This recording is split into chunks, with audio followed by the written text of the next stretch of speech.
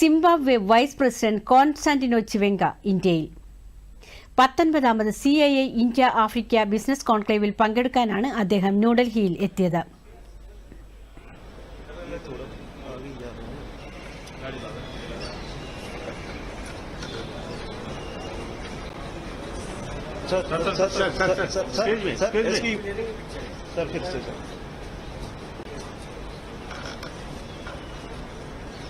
Business കോൺക്ലേവിലെ അദ്ദേഹത്തിന്റെ പങ്കാളിത്തം ഇന്ത്യയും സിംബാബ്വേയും തമ്മിലുള്ള ശക്തമായ ബന്ധത്തെ ഉയർത്തിക്കാട്ടുന്നുവെന്ന് വിദേശകാര്യ മന്ത്രാലയം പറഞ്ഞു. ഈ മാസം 6-ന് ഹരാരെയിൽ ചേർന്ന ഇന്ത്യ സിംബാബ്വെ 3ാമത് വിദേശകാര്യ ഓഫീസ് കൺസൾട്ടേഷൻ യോഗം ഇരു രാജ്യങ്ങളും തമ്മിലുള്ള ഉഭയകക്ഷി ബന്ധം വിലയിരുത്തിയിരുന്നു.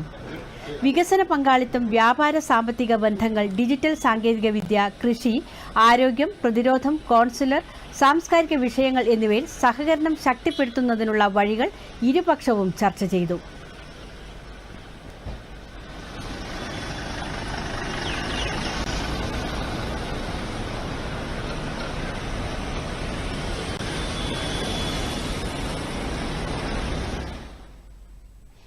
ഇന്ത്യ ആഫ്രിക്ക പങ്കാളിത്തം, ആഫ്രിക്കയുടെ വളർച്ച എന്നിവയാണ് CII ഇന്ത്യ ആഫ്രിക്ക ബിസിനസ് കോൺക്ലേവിന്റെ മുഖ്യ അജണ്ട.